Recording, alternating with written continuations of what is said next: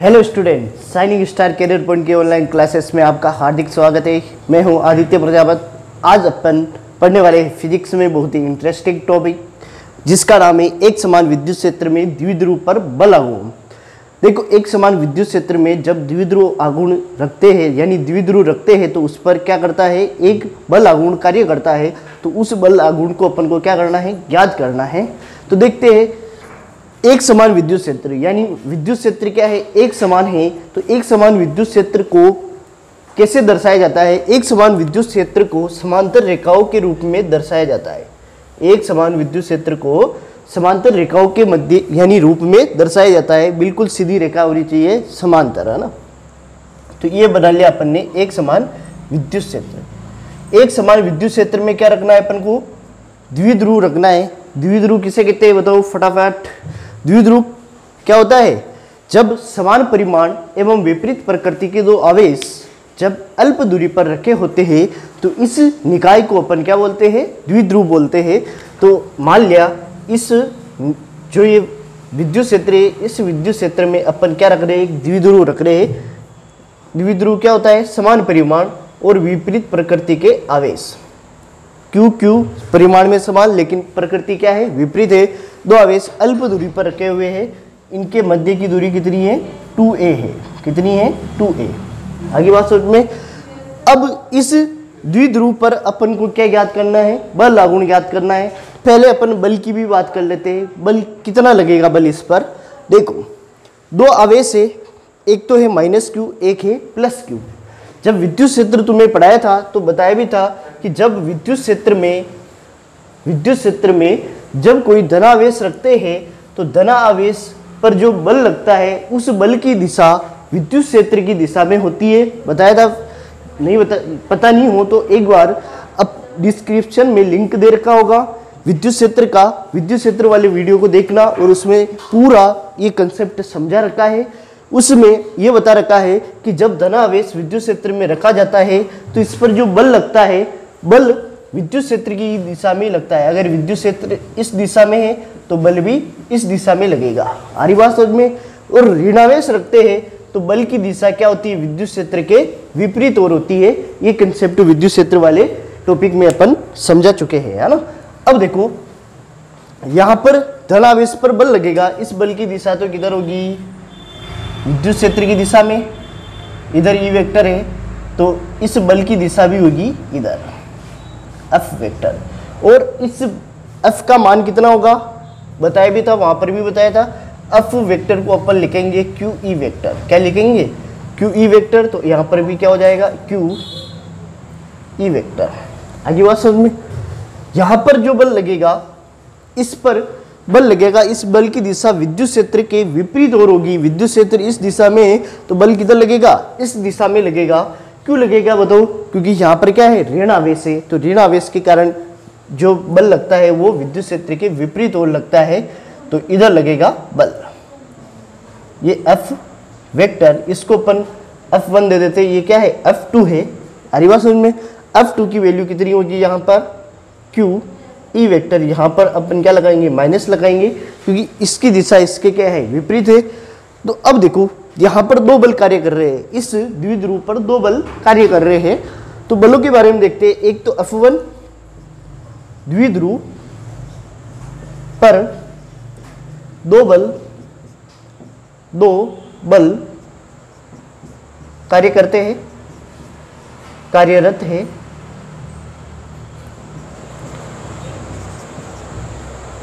एक तो है F1 वेक्टर व F2 वेक्टर। तो परिणामी बल किसके बराबर होगा, इन दोनों का क्या हो जाएगा, सदिश योग। तो परिणामी बल द्विध्रुव पर नेट बल, जो नेट बल लगेगा वो किसके बराबर होगा, F1 vector plus F2 vector के बराबर होगा।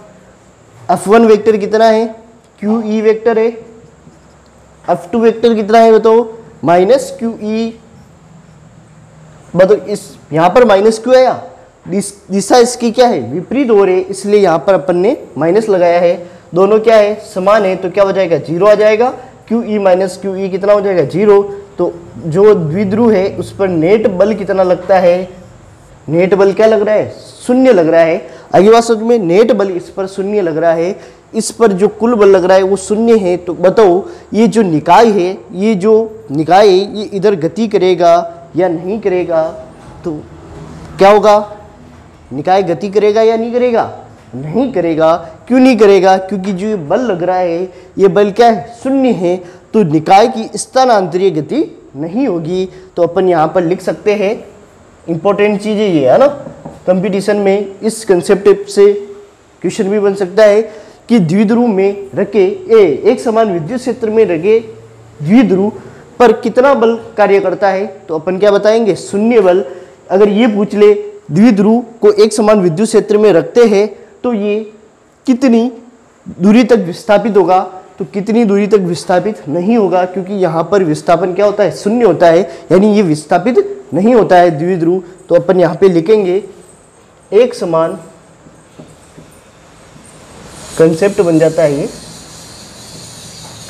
एक समान विद्युत क्षेत्र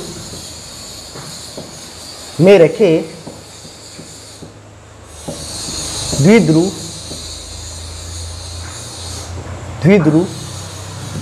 पर स्थानांतरीय बल शून्य होता है। स्थानांतरीय जो बल है वो क्या होगा? शून्य होता है। अतः ये स्थानांतरीय गति नहीं करेगा। तो यहाँ पर जो बल लग रहा है वो बल तो क्या रहेगा?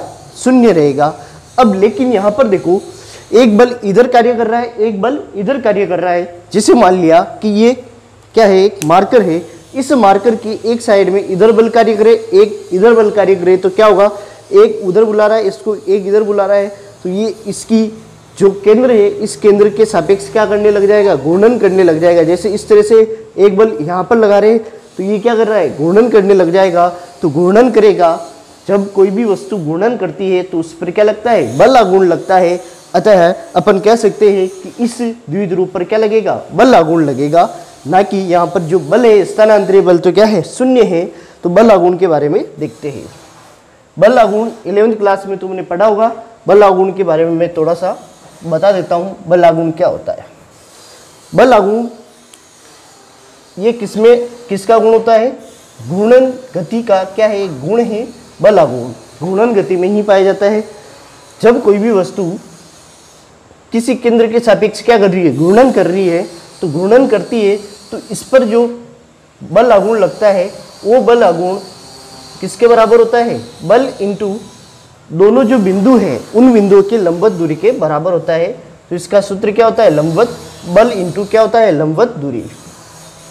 बल इंटू क्या होता है? लंबवत दूरी। अब देखो यहां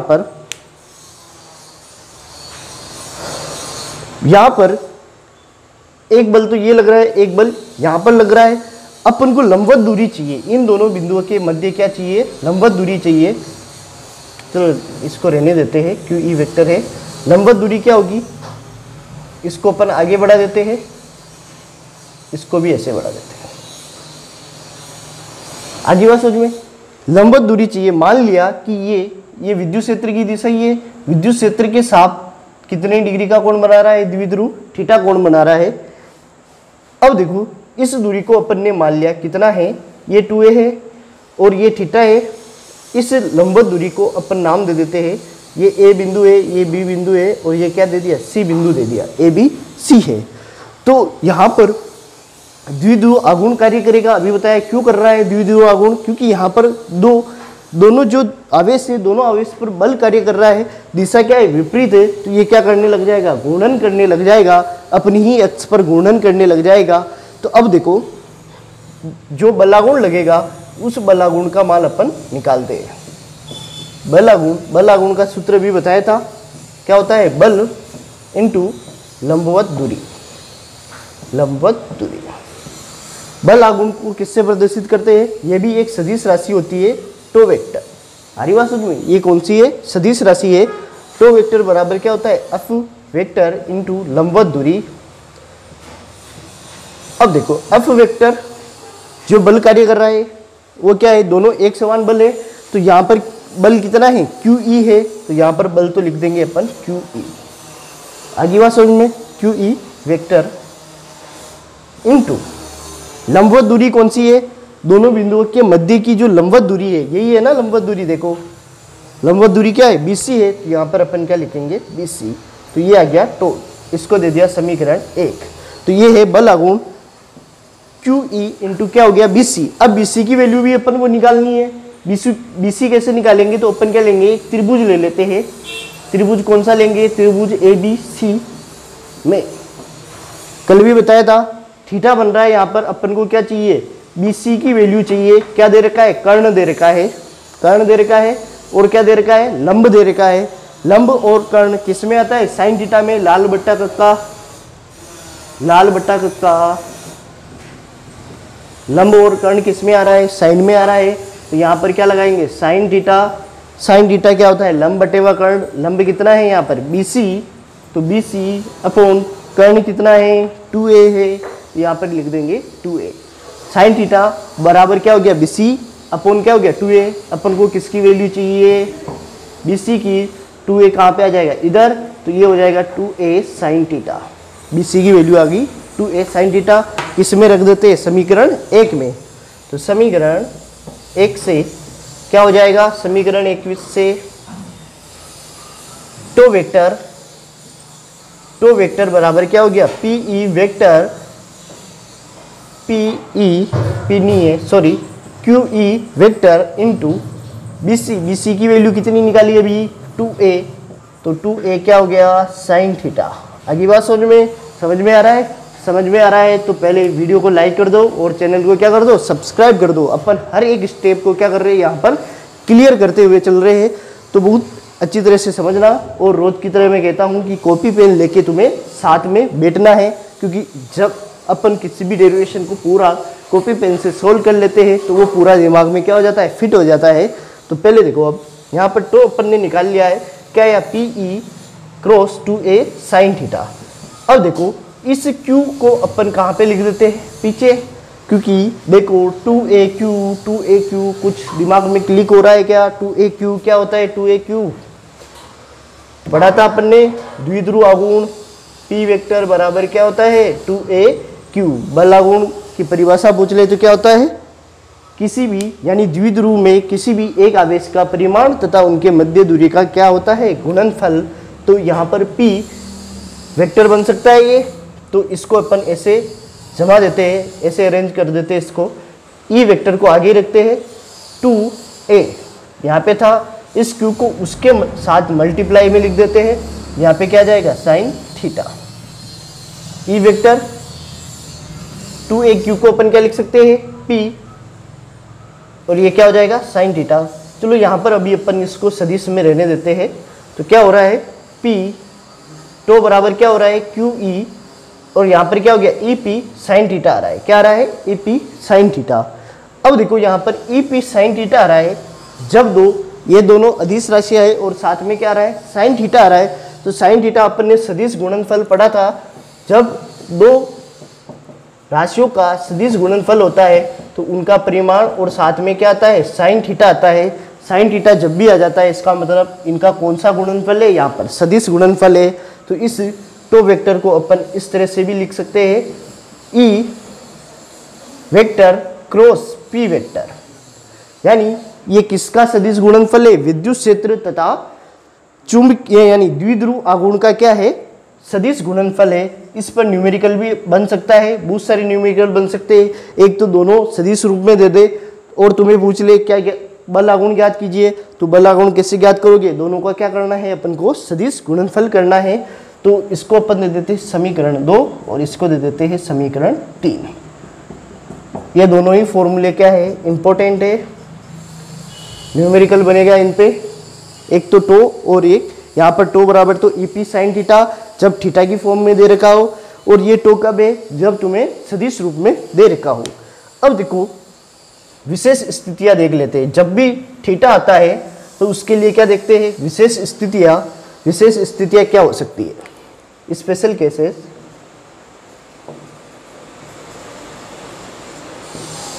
देखो पहला ये है कि जब थीटा की वैल्यू क्या हो, 0, थीटा की वैल्यू 0 डिग्री हो। इसका मतलब क्या है, थीटा कब 0 होगा, ये मान लिया क्या है, एक समान विद्युत क्षेत्र है, थीटा कब 0 होगा? जब द्विध्रुव भी किसकी दिशा में हो, यानी जो कोण बन रहा है द्विध्रुव का वो विद्युत क्षेत्र के साथ कितने डिग्री पर हो? 0 डिग्री पर। तो यहाँ पर अब देखो ये जो कोण बन रहा है ये कोण भी क्या है? इधर माइनस और इधर क्या है? प्लस है। तो पी वेक्टर की दिशा किधर होती है? माइनस से प्लस की ओर। और ई वेक्टर भी किस दिशा में है? इधर ही है। तो दोनों सदिशों के मध्य कितने डिग्री का कोण बन रहा है? 0 डिग्री का। तो यहाँ पर अपन कह सकते हैं कि द्विध्रुव आघूर्ण और विद्युत क्षेत्र क्या है? समान दिशा में है। तो अर्थात इसका मतलब क्या है? द्विध्रुव आघूर्ण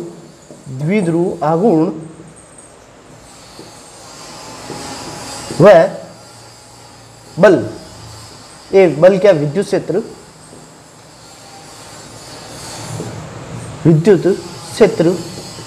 समान दिशा में हो। द्विध्रुव आघूर्ण वह विद्युत क्षेत्र क्या हो? समान दिशा में हो। तो क्या होगा? तो वेक्टर बराबर क्या होता है? E P sine theta. Theta की जगह पे क्या जाएगा? 0। साइन 0 की वैल्यू किसको याद है? बताओ फटाफट, कमेंट करो। साइन 0 की वैल्यू कितनी होती है? 0 होती है। तो ये पूरा ही क्या बन जाएगा? 0 बन जाएगा। तो यहाँ पर कोई बल आघूर्ण नहीं लगेगा। इसका मतलब ये अगर अपन इस द्विध्रुव को ऐसे रखते हैं तो ये इस पर कोई भी बल आघूर्ण नहीं लगेगा, यानी ये घूमेगा नहीं। ऐसे रखा हुआ है तो ऐसे की ऐसे ही रहेगा, ऐसे नहीं कि ये घूमने लग जाएगा। ये घूमेगा कब? जब इससे थीटा कोण पर होता है तो इसकी प्रवृत्ति होती है कि ये किस दिशा में आ जाए? विद्युत क्षेत्र की दिशा में आ जाए। यानी जो बल आघूर्ण है जो द्विध्रुव आघूर्ण है वो द्विध्रुव आघूर्ण किस दिशा में आने की कोशिश करता है? विद्युत क्षेत्र की दिशा में आने की क्या करता है? कोशिश करता है। वो कोशिश कौन कराता है? बल आघूर्ण कराता है। कौन कराता है? बल आघूर्ण। तो बल आघूर्ण के कारण ये कहाँ पे आ जाता है? विद्युत क्षेत्र की दिशा में। मान लिया ये पहले ही किस में है? विद्युत क्षेत्र की दिशा में है। तो आगे और गति करेगा क्या? बल यानी घूर्णन गति करेगा क्या? नहीं करेगा, क्योंकि ये विद्युत क्षेत्र की दिशा में ही है। आगे बात में दूसरी स्थिति देखते हैं, जब थीटा की वैल्यू कितनी हो? 90 डिग्री हो।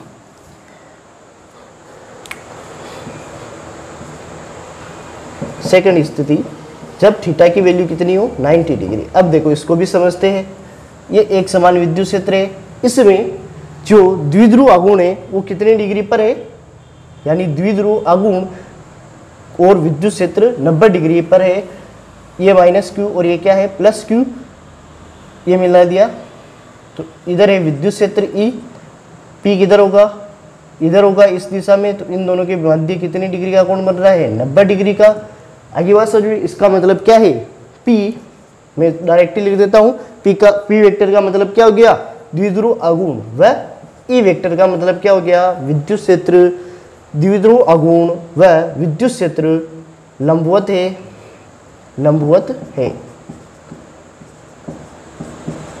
है। तो क्या होगा? तो वेक्टर बराबर क्या हो जाएगा? पीई साइन 90 डिग्री हो जाएगा। साइन 90 की वैल्यू कितनी होती है? 1 होती है। तो यहाँ पर क्या आ जाएगा? पीई आ जाएगा।